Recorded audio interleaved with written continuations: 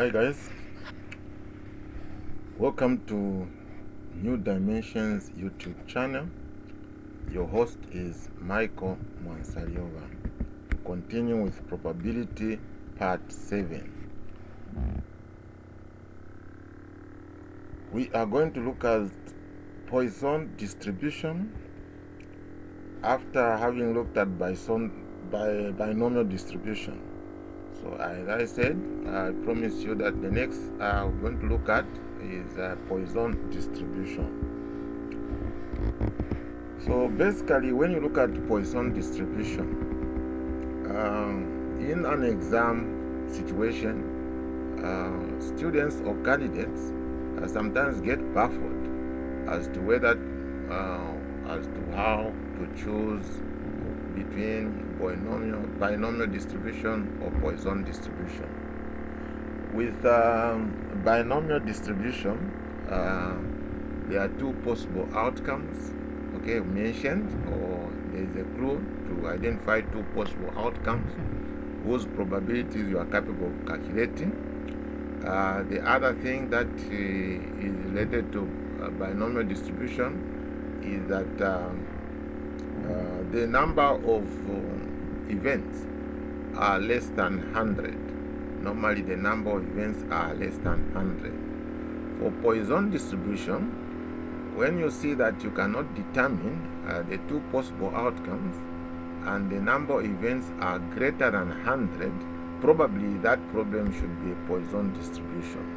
Furthermore, for a Poisson distribution, there is one aspect you need to look for, and this is the average number of observations in a particular given interval.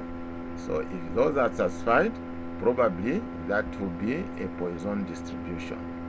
So here I'm looking at the formula for Poisson distribution, and I've explained the variables involved.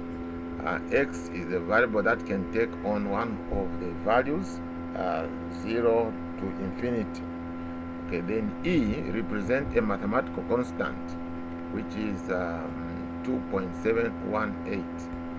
And then the Greek letter lambda is the average rate of events of occurrence, average rate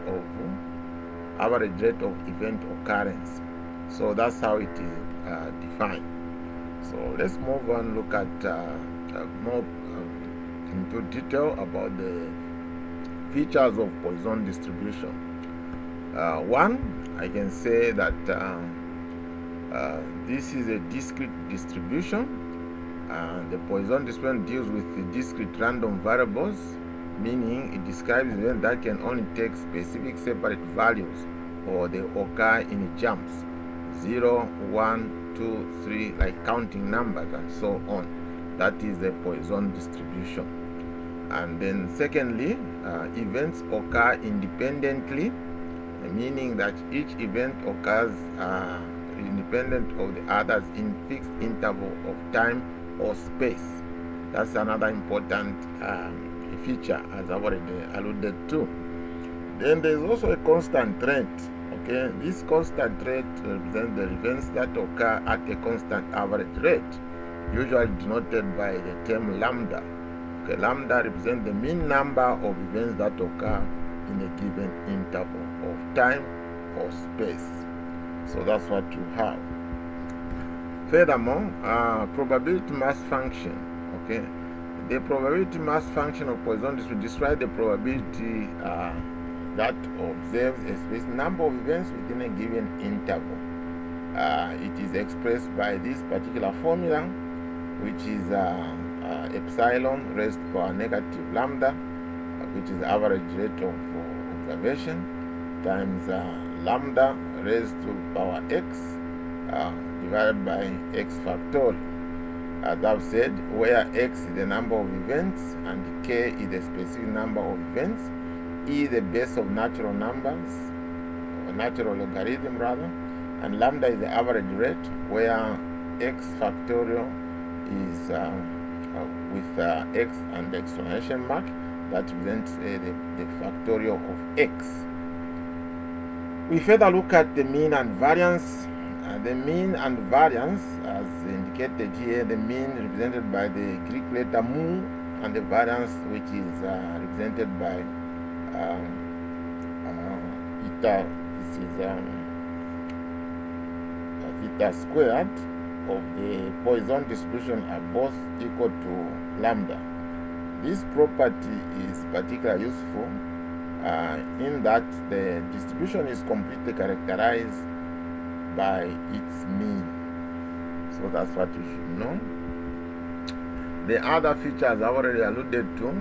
The number of events should be greater than 100. That's why it is it is referred to as mass function, probability mass function.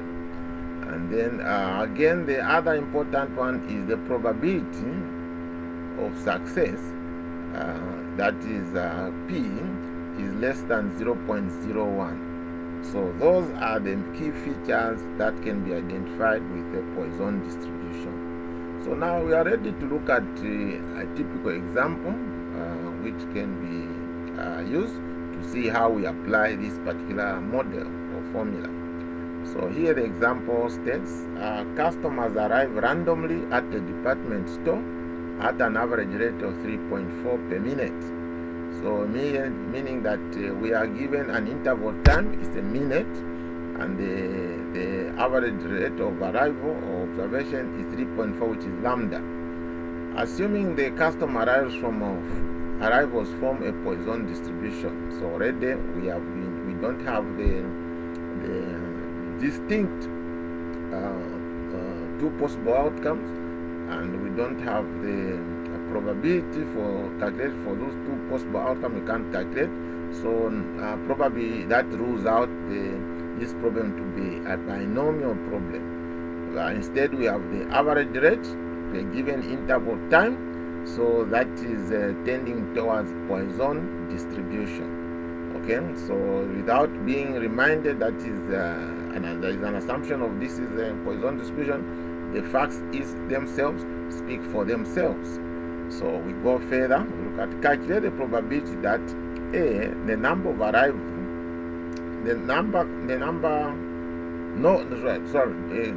calculate the probability that no customer arrive in a particular minute. B, exactly one customer arrive in a particular minute. C, two or more customers arrive in a particular minute. And D, one or more customers arrive in 30 seconds. So that is the task we have before us. Let's start with A. Okay. A, we are told we give the no customer arrive in a particular minute. So X is 0. X is 0. So the probability of 0 in this particular 0 outcome in this particular case will be, you just slot in the formula. You have e raised power the lambda is the average rate, which is 3.4 per minute, then times lambda, which is 3.4 raised power x, which is 0 in this case, divided by 0 factorial. So when you evaluate that one, you end up having e raised power negative 3.4, which is going to give you 0.0334. That's the probability that no customer arrive in a minute. We look at probability in part B, where we are assuming, suppose one customer arrive in a minute. Then again, you use the formula. You have e raised power negative 3.4, which is lambda, multiplied by 3.4 raised power 1. When the power is 1, you normally don't put it there. I've just put there so that you understand that there is a power or exponent 1 there. Then 1 factorial. Again, that will give you e to the power negative 3.4, which is going to be equal to then times 3.4. Okay, times 3.4 is this one, times 3.4. Let me just set this one. Okay, here remember this is raised to power 3.4, so it still be 3.4. 3.4. Okay, and then 3.4 divided by 1 1 factorial is 1, so meaning that you have 1 here. Okay, you have 1. Okay, fine. So this is what you have. So basically what you're going to have is e raised power negative 3.4 times 3.4 divided by 1, which is 3.4. So you end up having 0.0334 times 3.4. So times 3.4, which is going to give you probability 0.1136. Then we also have part C in this particular case.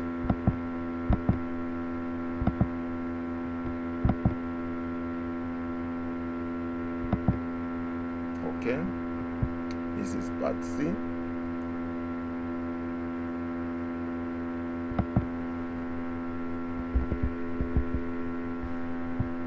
Okay, fine.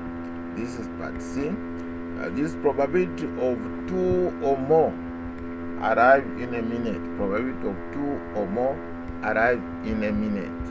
So this is calculated by looking at the opposite, which is easy to calculate. We look at 2 or more, meaning that you leave out the possibility of having 1 and 0. We have already calculated probability of 0, which is 0.334. We have calculated probability of 1, which is 0.114. So if we combine probability of 0 plus probability of 1, then subtract from 1, because the total probability is always equal to 1. So if you remove what is not desirable, which is 1 and 0, we're going to have 1 minus probability 1 on the probability of 0. Okay, removed. Okay, probability of 1, probability of 0 removed. So here it's supposed to be 0, okay, or 1. So any probability, when there is a choice, you add the probability. So we have probability 1 or 0 or 1, means that you have 1 minus probability 0 plus probability 1. So which is 1 minus probability 0.334, which relates to probability 0, plus 0.1136, which relates to probability 1. Okay, so when you add these two and subtract from 1, you are going to end up with 0.8530. That is the probability of 2 or more. Okay, so that's how you solve that one, probability of 2 or more. Then we also have probability of 1 or more. Probability of 1 or more, meaning that with the exception of probability 0, what is the probability we are going to get in this particular case? Now, the only thing that we need to look at under the D is that we are given to say 1 or more customers arrive in 30 seconds. The first one was relating to interval of 1 minute. So 30 seconds is half 1 minute. Therefore, even the average, we also need to consider half of it. Half of 3.4, which is the 1.7, is what can be taken to be relating to 30 seconds, half of 1 minute. So lambda will reduce to 1.7 per 30 seconds. So that's what we are looking at. So that much we should not forget. Then you have probability 1 minus probability 0, which is 1 minus 1 minus probability e raised to power. You are going to have e raised to power 1 negative 1.7, which is lambda, the new lambda, which is 1.7, multiplied by lambda raised to power 0 over 0 factorial. So that will be what we're going to have, which finally looks at 1 minus e raised to power 1.7, because this other part, this whole other part reduces to 1. 1 times e raised to power negative 1.7 will still be e raised to power 1.7. Okay, so when you subtract that one, we are going to have 1 minus 0.1827, which will lead us to 0.8173. That is the probability of getting 1 or more customers in 30 seconds, where lambda has reduced to 1.7. So that's what I wanted to show you in terms of calculating Poisson distribution problems, or dealing with Poisson distribution problem, how you insert or use the formula or the model to come up with a probability solution. So that's what I had for you. Thank you for listening. Please don't forget to subscribe to my channel. Until next time, bye for now. Goodbye.